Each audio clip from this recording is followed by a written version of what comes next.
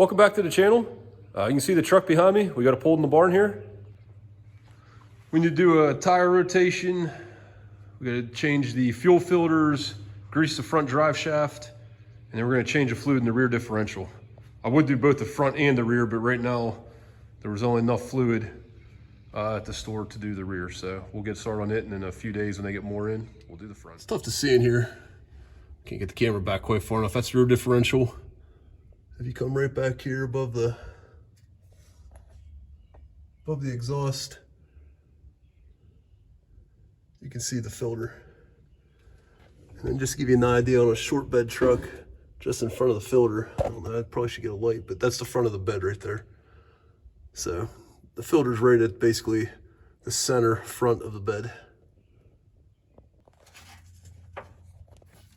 The blue wire you see here, moving it, that's the water and fuel sensor. It just has a small, there's a push tab lock. I know my hand's on the way, I just can't get the camera anywhere else.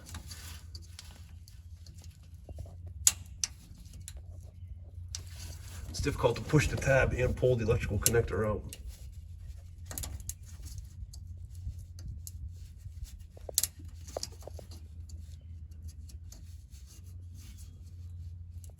I'm gonna reposition here. Just got it drained. I know the hose isn't connected right now, but drain it down into a coffee can here. I opened the drain valve on the bottom, and some drains out, but then it stops really till you break the filter loose. So I close the valve, break the filter loose, and then a good bit more drains out.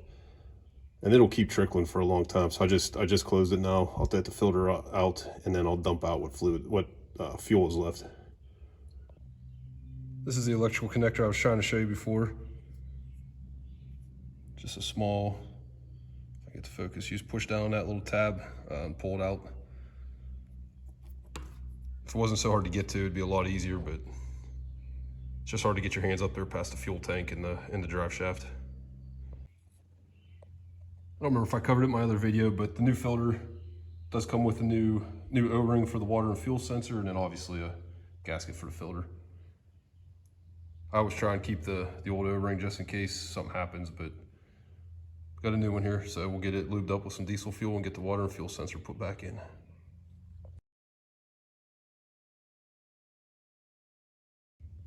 Getting ready to lubricate the front drive shaft.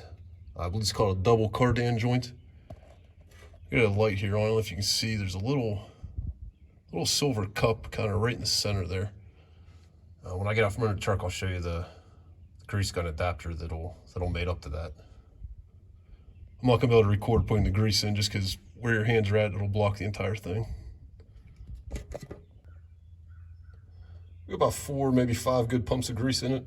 Once you get I think it's called a needle fitting, or once you get it seated on there, you can hear the grease going into the fitting, and obviously there's none coming out around it. So it's just a matter of getting that thing seated and getting some pressure on it, and it works pretty well once you do that.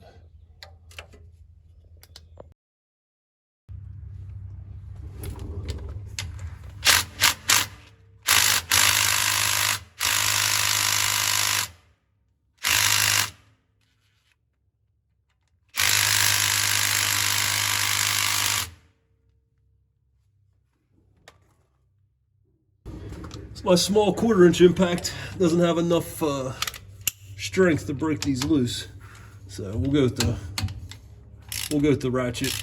I don't want to put my bigger 1/2-inch impact on these small bolts.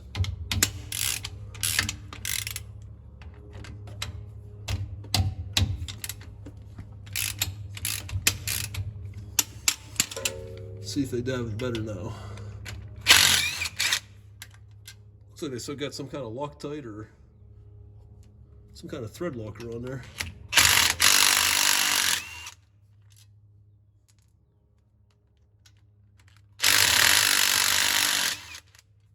I wanted to get the bottom few out because I only have the truck jacked up high enough to just barely get the bucket underneath here. So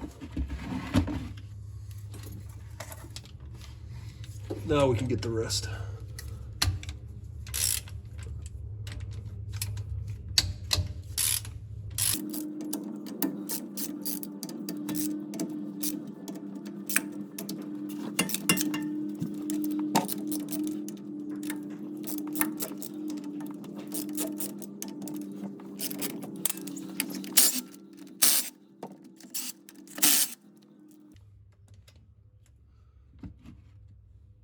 So I'm starting to get a little fluid. I don't know if you guys can see that past the bucket. We're getting a little fluid on some of these bolt holes. We're just going to loosen these up a little bit. And then we'll pry the cover out and let the bulk of the fluid drain.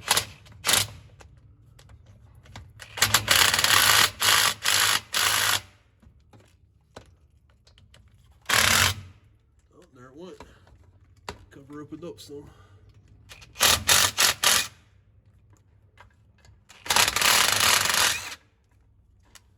That one not all the way.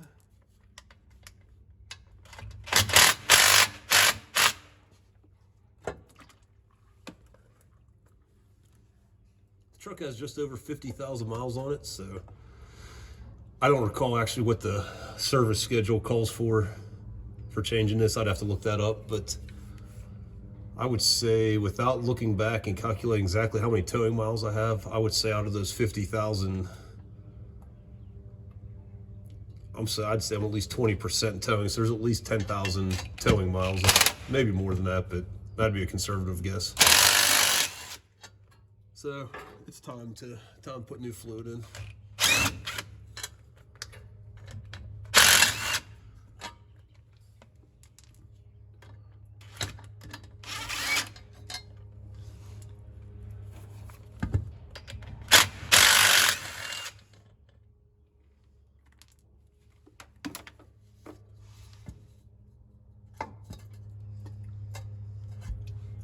This one, I'll right by that one somehow. All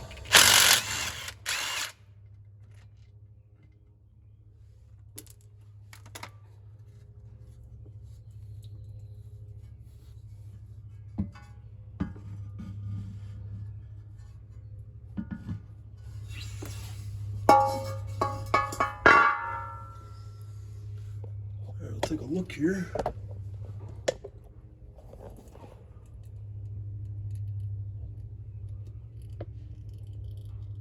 Teeth right here, at least without spinning anything, the teeth right here have nice wear patterns on them. Just right off glancing in, I don't see anything out of the ordinary. I'll clean some of the oil out of the bottom still and get a look, make sure there's nothing down there, but as of right now, everything looks pretty good. Just wiping out the cover here. You can see on the magnet, there's just the smallest amount of, my finger in the right place, so you can see it. Just the smallest amount of metal debris or metal sludge. No chunks, no big pieces. It's all just, again, let's see where you can see it. All just metal slime, really. Just what you'd expect on a magnet. And again, this is the first time in 50,000 miles this has been changed. So this is all whatever original contaminants and original wear metals all still in here. I changed most of the fluids pretty early. I guess I've never really had a set time when I change differential fluids. I don't know whether it'd be worth changing this one any earlier or not. Judging by the wear on that, or the metal on that magnet, I don't know that changing it any sooner would have been beneficial or not. It doesn't seem like it, but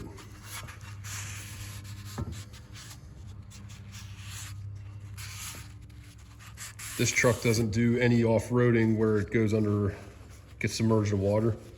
Definitely goes on some forest roads and gas roads and some stuff like that at our camp, but we don't really do any water crossings with it, so I don't have any worry of water getting in the differential. If I did, I would definitely would be changing the fluid a lot sooner than I do.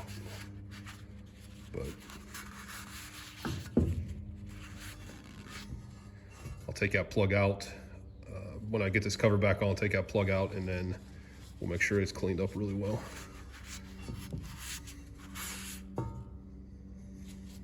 Right now, it wiped right off. There's very minimal metal on it. One nice thing about this axle is you don't have an RTV seal.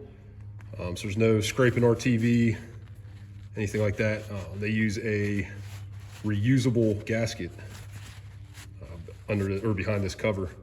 So that's what I'm wiping off now. It's gonna get the oil, dirt, everything off this gasket. I've already wiped the cover itself off. So we'll get underneath the truck, make sure all the fluid's drained out. We'll get that surface wiped off, and then we'll probably put 2 bolts through the cover to hold the gasket in place. And then we'll set this back, put this back in here. But this is it's a hard rubber. I don't know if there's a metal core. It feels kind of, it's more rigid than just plain rubber, but it's pretty handy. It's a lot easier than cleaning RTV off and reapplying more RTV. So, let me move the camera back so you can get a little better look at this. It's the gasket laying on top of the cover there. So I'm gonna go underneath and I'm gonna clean the differential housing up. We got the bottom of the housing cleaned up here. I don't know if you can really see. We got the old fluid out. I hit the bottom with a little brake cleaner. I don't spray the brake cleaner up into the bearings or really anywhere it could get into the bearings, I guess, basically. I just spray the bottom of the housing, and then on the sides where you can see that paint marker where that writing was at.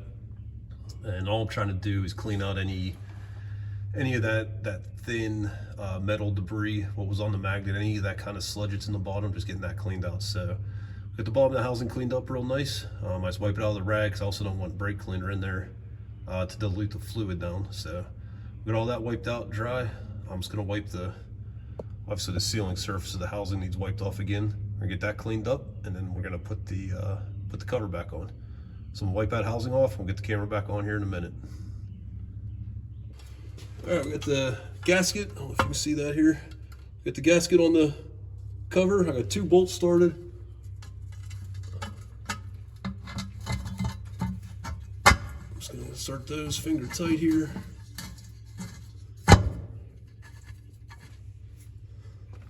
Run those in snug with the impact.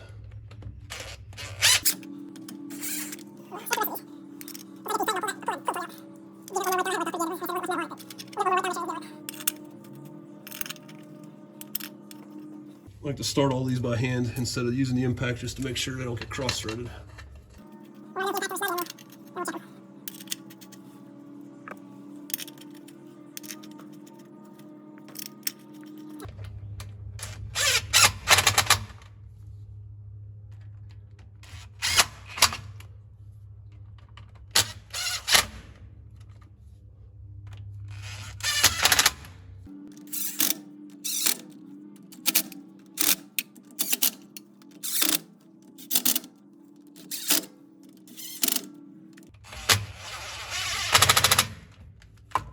All right, snugs them all up. We'll just take a pass around with the ratchet and check them, and then we'll probably do one more just to check that.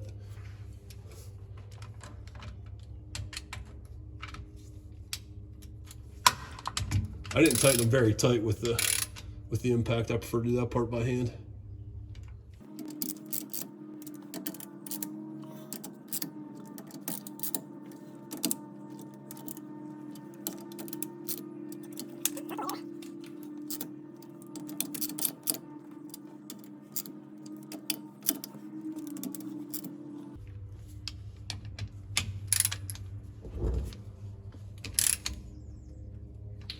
I didn't look up the torque spec for these bolts.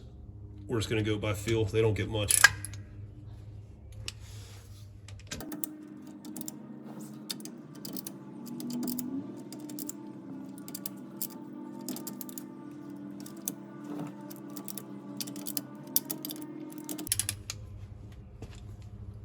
don't know if you can see on here on the camera, but it shows right here the fluid level. So that looks like it's about 3/4 of an inch under the fill plug. So we'll get that fill plug pulled out now and get it wiped off.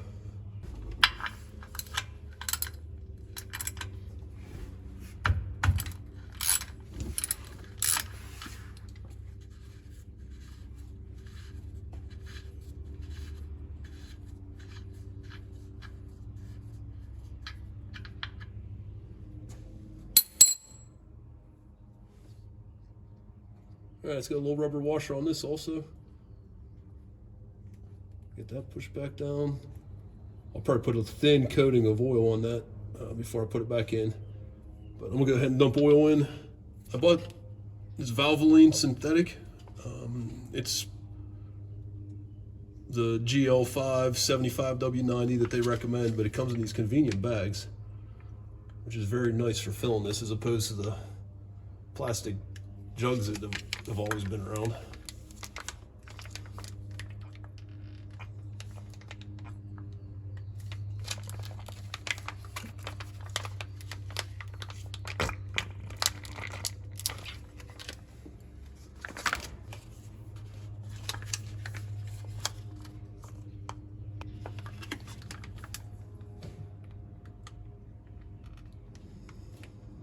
We got 3 quarts in.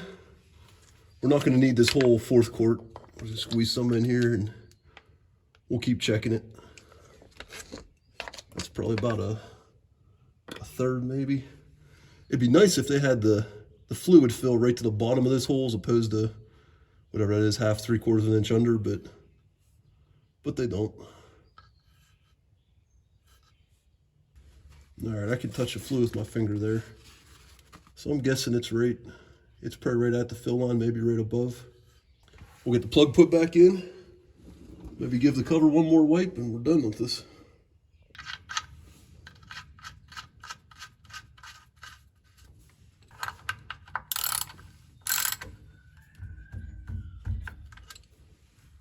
I did put a light film of gear oil on the washer for this plug.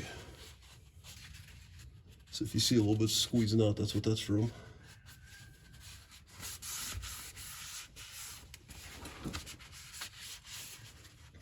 All we have left to do now is prime the fuel system from changing the filters, start it up, make sure we don't have any leaks. First prime, I don't put my foot on the brake, obviously, because I don't want to start it. Just push the button once. Second one kicks on the fuel pump. I just wait till the fuel pump shuts off. There it went, shut off. And I'll do that about 5 or so times. I'll set you up here closer to the tank, maybe you can hear it better.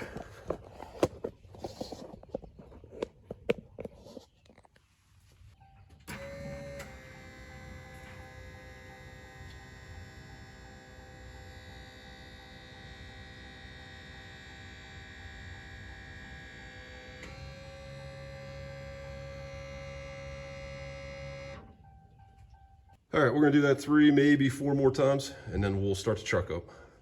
We got it primed 6 times here, so we're gonna start it up.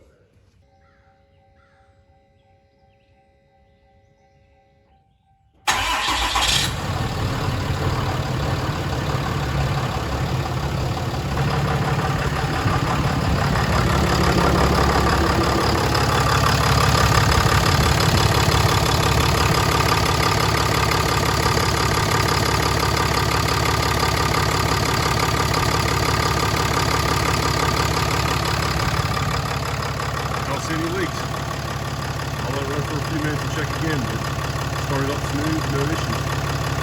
Thanks everyone for watching. Hope you enjoyed the video. Hope this was helpful. If you enjoyed it, please hit the like, the subscribe button, and we'll see you on the next video.